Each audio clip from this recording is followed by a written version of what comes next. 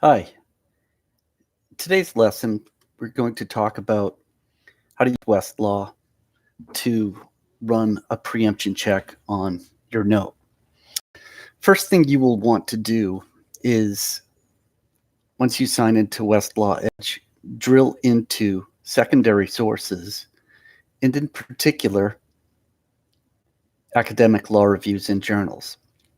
Now, if you're using Westlaw, you're using a tool that covers more law reviews and journals than any other legal research service out there.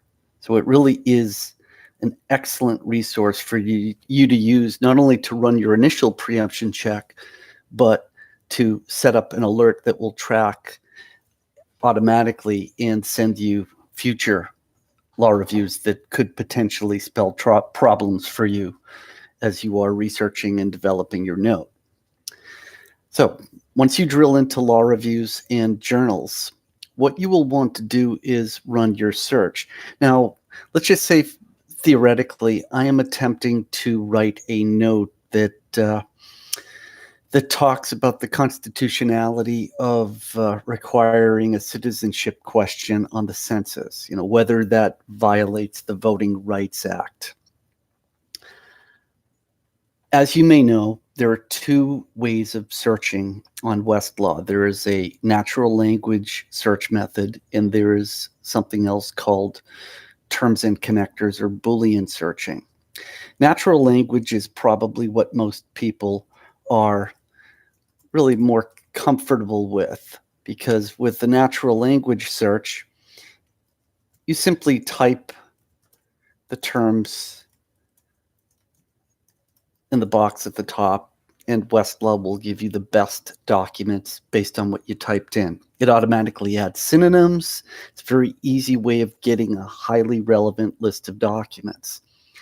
If you were running a preemption check on a note, this is not the search method for you. When running a preemption check, you need to get every single document that mentions your issue. Even if it just mentions your issue in passing in a footnote, you have to be absolutely sure you haven't been preempted. You haven't been knocked out of the game, so to speak. So it's really important that you use terms and connectors as your search method. And I know most people are not comfortable with this. So a couple of tips that I wanted to give you. First, when running a terms and connectors search, you'll see an advanced link at the top of the screen. If you want to try to build this on your own, there is a template that actually provides a really good starting point for us. Second tip I would give you is to either call the reference attorneys. They're available 24/7 at that number right here, 1-800-REF-ATTY, or use live chat. That will let you initiate a chat session with a reference attorney. They are bar-admitted attorneys, and their jobs are to help you with your legal research. So you just tell them what you need to do. They will actually build the search for you, run it, tell you what they got, and then they will email you a transcript of the session so you can simply copy and paste the searches. This is absolutely free for law students, free for anyone who has a Westlaw account, even in firms. It's a real good cost-saving tip. So let me show you how I would try to build this if I were doing it on my own. In the box here, you'll see we have the template that gives us an ability to type terms in 3 of these boxes. The box that says all of these terms, if I simply type the terms we want to search, let's say it was citizenship, census, Voting Rights Act.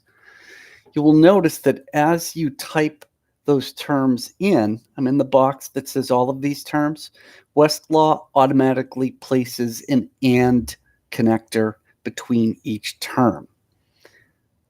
That's actually probably not a very tight search. This search will retrieve every single document containing all of those terms. What if I wanted Voting Rights Act to appear as a phrase? Well, I can override those connectors. So if I put quotes,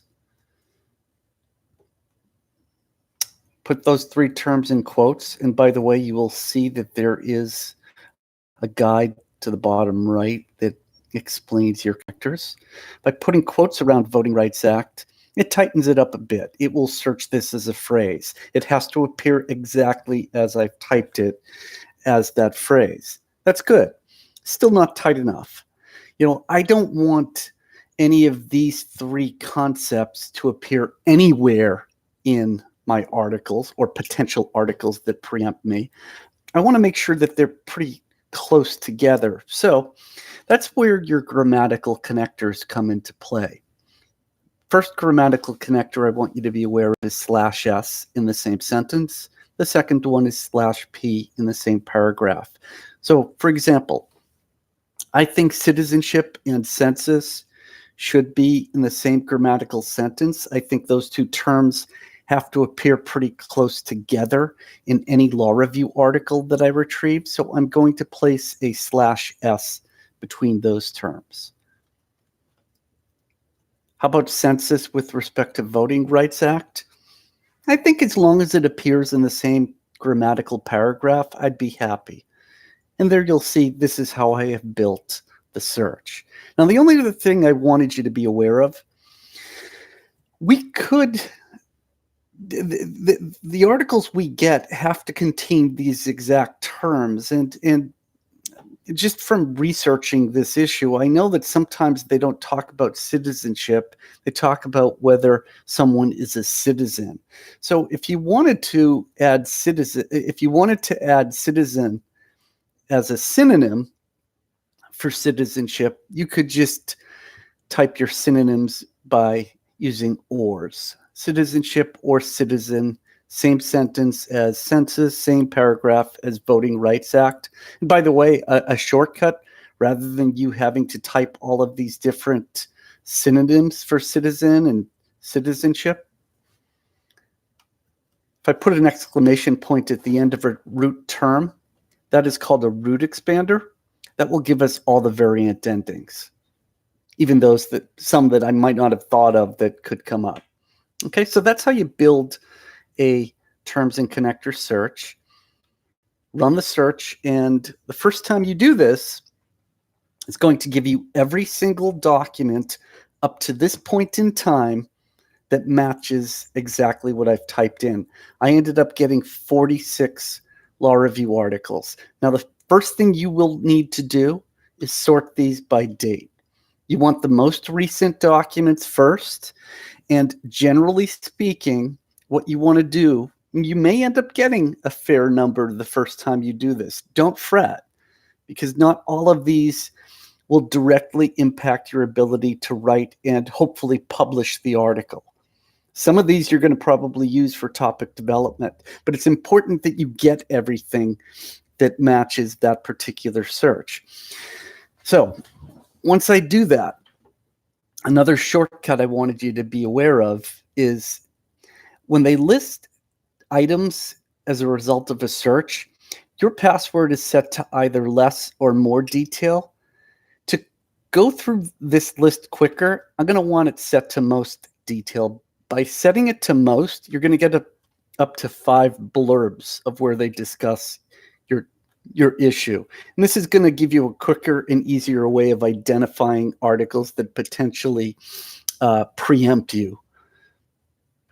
So the first thing you're going to want to do, go through the list. And, you might have to read some of these in full text to completely understand whether or not it knocks you out of the game, so to speak. I can tell you from scanning the first 6, I think number 5 and number 3 I'm not even worried about. They mentioned my terms in passing once, and that's it. By the way, the other thing that you'd want to do is generally, most law reviews and journals only require you to go back for preemption check purposes 7 years. So I can see that once I hit article number, 15, 14? Yeah, the first 14 articles are from the last 7 years. I don't really have to worry about any of the older articles for preemption check purposes. You want to check with your journal. Most journals make you go back 7 years. I might not have to worry about these older articles for preemption check purposes, but they could be really helpful for developing this particular topic. So even though these articles, some of them go back to the mid 80s or early 90s, you still might want to look at them for topic development purposes. It might be something very useful to you as you develop that particular topic. All right, so I've run my initial preemption check. Great, I'm done, right? Wrong. This preemption check that I ran is good up till today.